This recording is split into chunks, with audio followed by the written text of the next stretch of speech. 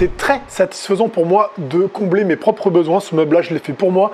Dans ma cuisine, tu vas voir, dans un espace qui est très restreint, j'avais besoin de ranger des bouteilles et d'un endroit où ma poubelle serait planquée. Je le fais, je le réalise, je suis super content, je partage ça avec vous.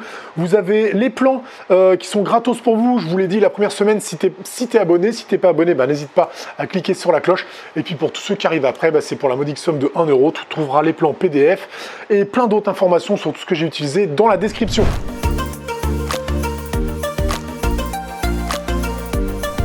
Donc j'ai pris mes petites cotes, moi je travaille comme ça, je fais mon plan au fur et à mesure de mon meuble selon mes besoins. Je sais ce que je veux faire à peu près.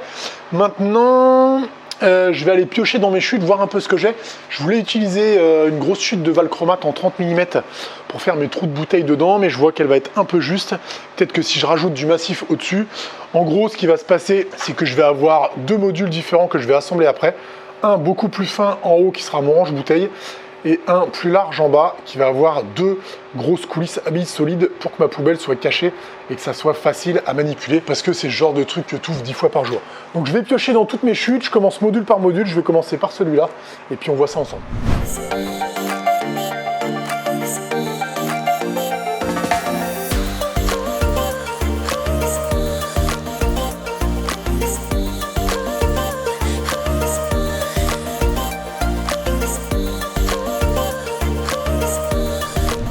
Voilà, j'ai mon petit caisson pour le bas pour la poubelle, il n'y a plus qu'à le coller. J'ai fait une petite fente ici pour mettre un fond, c'est du médium, ça fait 3 mm.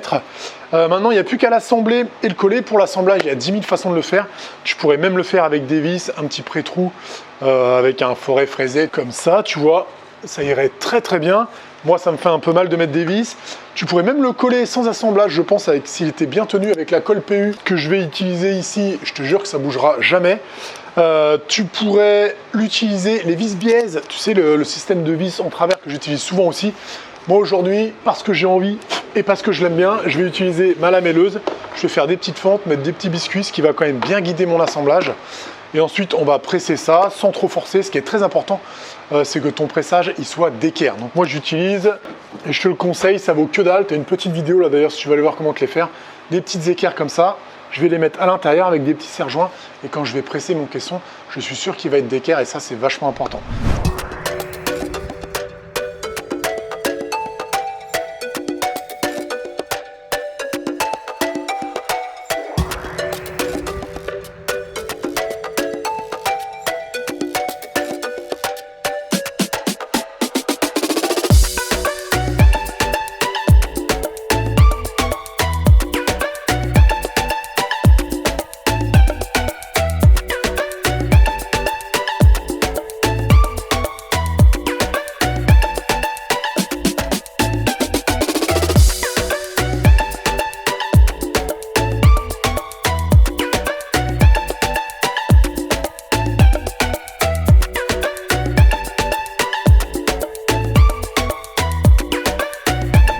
Mon caisson est prêt, tu as vu les petits boudins de colle PU, pas de panique, surtout tu ne touches pas quand c'est frais. Après tu découpes avec un cutter, ça s'enlève très très bien. Pourquoi la colle PU? Très souvent on me pose la question. C'est beaucoup plus puissant que la colle blanche, mais surtout là c'est beaucoup plus approprié parce qu'on a un bois qui est collé, il y a au bout, tu vois, c'est poreux et ça va vraiment mieux coller qu'à plat champ si c'était du bois brut ou du feuillu ou n'importe quel arbre. La colle blanche fait très bien l'affaire. Là pour des caissons, la colle PU c'est mieux. J'ai deux petites coulisses à billes que j'ai commandées, je vais les recevoir très rapidement demain ou après-demain. En attendant, je peux faire le petit panier qui va à l'intérieur. Je sais que ces coulisses à billes, c'est très standard, c'est comme les charnières, je t'en parle souvent. L'épaisseur totale de ces deux petites coulisses, elles font 2,7 cm. Et donc, je les ai soustraits à l'intérieur de mon caisson et je vais pouvoir faire un autre petit caisson panier comme ça qui va sortir, dans lequel il y aura ma poubelle avec une petite poignée et une façade à la fin. Si tu vois pas, enfin tu as vu au début, tu vas voir comment ça se passe. Donc là, j'ai plus que mon petit caisson à coller, assembler, presser et j'attends les coulisses.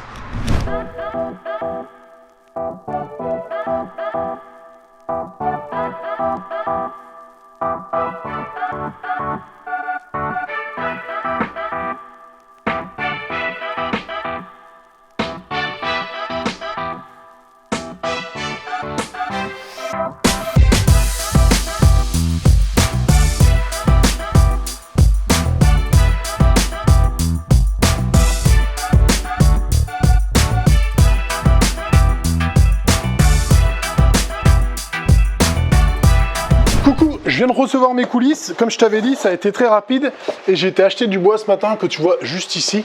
C'est un MDF teinté dans la mat, une sorte de valchromate. Tu vois, sauf que là, il est en panneau sandwich. Il y a 2 parties noires à l'extérieur et au milieu, c'est gris. Et je pense que tu le verras mieux tout à l'heure. Pour l'instant, on va déjà se poser les coulisses. Chaque module en son temps. Donc tu vas voir, c'est très simple et comme je le dis souvent dans mes vidéos, je prends le moins de mesures possible tout simplement pour faire le moins d'erreurs possible. J'utilise toujours une cale pour poser des étagères ou pour poser des coulisses, tu vas voir. Donc je vais mettre une petite cale en bois, je vais poser ma coulisse dessus, je vais tracer et ensuite j'ai juste à faire un décalage pour le fond que je veux qui touche pas l'autre meuble et quand je vais l'enquiller, ça va être pile poil de la bonne taille. Je te montre tout ça.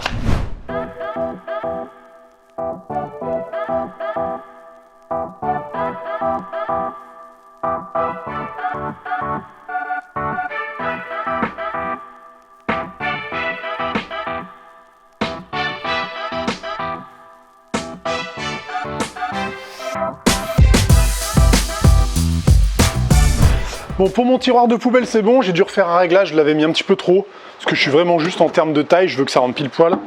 Je vais la mettre comme ça dedans. Ensuite, je la fixerai au panier et tu vois, elle rentrera nickel dedans et sortira. Donc ça, c'est OK. Je peux passer à la phase d'après, c'est-à-dire le module qui va au-dessus et qui va être un range-bouteille. Pour ce faire, je vais découper le valchromate dont je t'ai parlé tout à l'heure. Moi, je vais le faire au laser, je vais faire un gabarit avec ça, je vais découper des cercles et ensuite, je vais venir découper avec ma fraise de défonceuse et une bague à copier. La découpe sera plus propre, mais toi, tu peux le faire plus simplement avec une scie cloche. La plus grosse scie cloche que j'ai moi en taille standard, c'est 86 mm je crois, et ça peut correspondre à ce qu'il faut. Après, tout dépend de ce que tu vas mettre comme bouteille dedans. Moi, je sais pas, je vais mettre, je pense, les bouteilles de lait, ça peut être de la bière, ça peut être du vin, il y a différentes tailles de bouteilles. Il faut faire attention de ne pas se faire attraper. Là, j'ai regardé, 85, tout passe. Le plus large, ce serait la bouteille de lait, qui a l'air de faire 85 aussi. Moi, je vais les faire à 90 pour être un peu plus tranquille. Et ensuite, je vais venir les découper. Tu vas voir, je vais te montrer ça avec la défonceuse.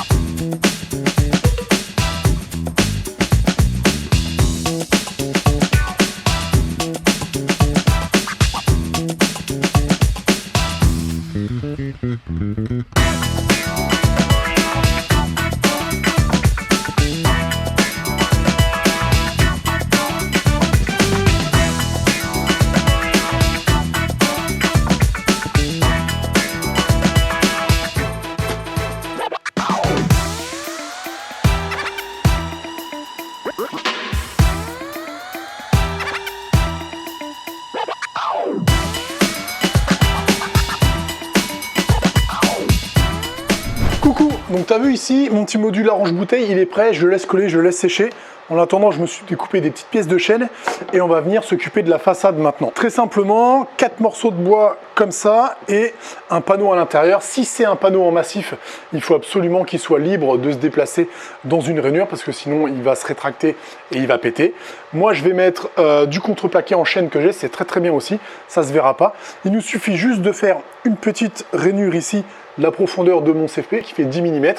Donc je vais faire une petite rainure avec ma défonceuse sous table et la super fraise que j'ai. Si tu n'as pas ça, tu pourrais aussi le faire avec la scie sous table, sauf que ta rainure, elle va être traversante et ça va se voir jusqu'au bout, ce sera moins beau. Alors que moi, avec la défonceuse sous table, je vais pouvoir m'arrêter ici et faire une rainure comme ça. Donc je fais ma rainure, je colle ensuite tout à la colle PU. Ici, je vais venir y mettre encore, comme d'habitude, 2 petits biscuits. Ça pourrait être des tourillons, ça pourrait être ce que tu veux, Tenon et Mortaise. Avec les biscuits, les lamellos, on gagne vraiment beaucoup de temps. Bien pressé d'équerre, ça va être nickel, tu vas voir. Et à la fin, pour finir, je vais faire ici, avec une fraise que je vais te montrer tout à l'heure, une grosse rainure ici spéciale pour des portes de placard. Ça fait un truc un peu comme ça, que tu peux attraper avec tes doigts, comme ça, tu n'as pas besoin de poignée. Tu gagnes de la quincaillerie, c'est beau, c'est propre, c'est nickel. On y va.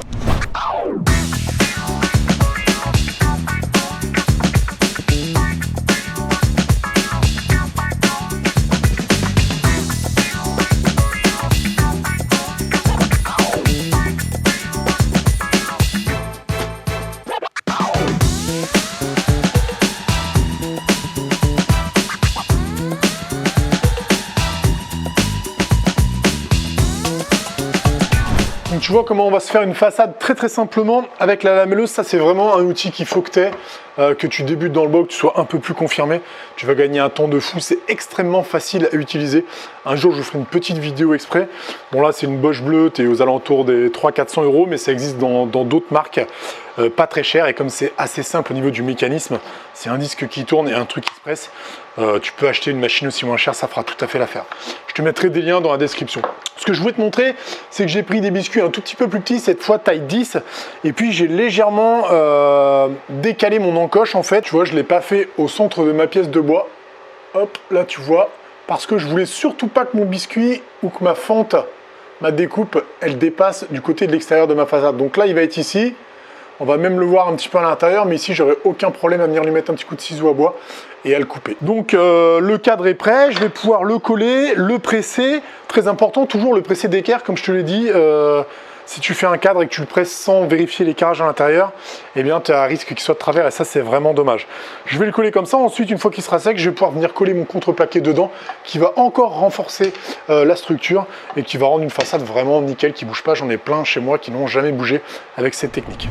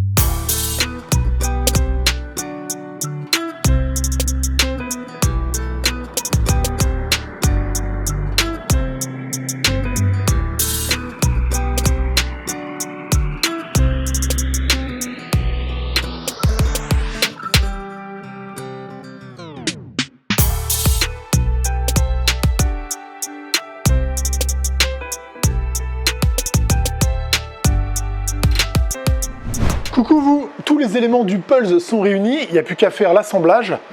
Ici, j'ai ma façade avec la petite poignée qui va être au-dessus, comme tu l'as vu avec la super fraise là-bas. Je te mettrai un lien dans la description si ça t'intéresse. Ici, j'ai mon caisson.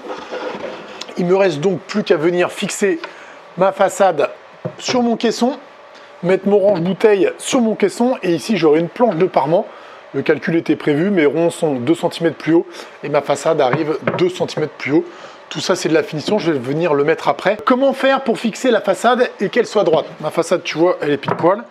Elle fait bien la table de mon meuble, mais tout est fermé. J'ai rien pour la tenir, la fixer et venir visser à l'intérieur. Donc, la technique que j'ai moi, c'est que je vais utiliser, je vais vous montrer. On va mettre du scotch double face ici et ici. On va venir positionner la façade la plaquer contre le scotch. Ensuite, je vais pouvoir normalement retirer le tiroir et venir visser de l'intérieur. Une fois que tout ça est fait, il me reste à passer un petit produit sur l'ensemble, certainement une huissière que j'ai déjà, et puis après, il n'y a plus qu'à le mettre en place là-bas.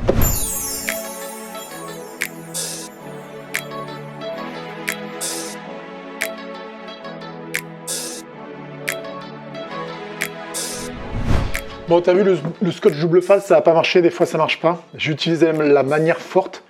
Une colle polyuréthane ultra rapide en 15 minutes, et tu vois, du coup maintenant je peux tirer ma façade.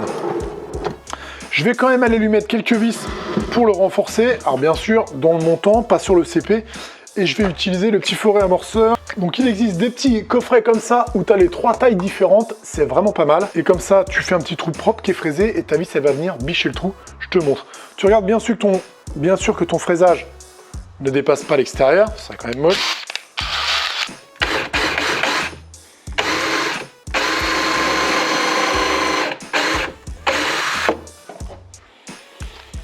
Une petite vis pour renforcer et le tour est joué.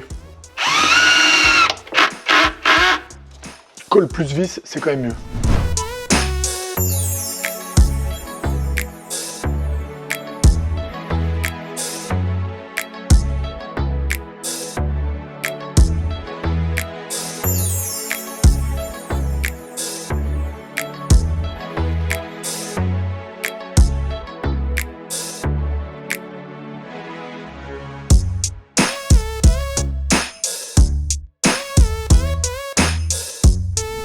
C'était un véritable plaisir de partager cette réalisation avec vous. Je vous ai préparé des petits trucs comme ça que tu peux retrouver sur la boutique Utip, tu vois, avec des petits logos sympathiques. Ça coûte pas cher, ça vaut 7-8 €. Tu vas le trouver sur la boutique Utip, ainsi que des petits maillets comme ça que je fabrique, ceux qui me connaissent le savent. Par contre, c'est réalisé à la main, au tournage sur bois et tout, avec une gravure laser, donc il me faut un petit peu de temps. Merci beaucoup de me suivre toujours aussi nombreux sur la chaîne YouTube Petit Copeau. Je vous fais plein de bibis, on va l'installer quand même dans la cuisine, je vous montre ce que ça donne. Et je vous dis à très bientôt sur la chaîne YouTube. Ciao, bye.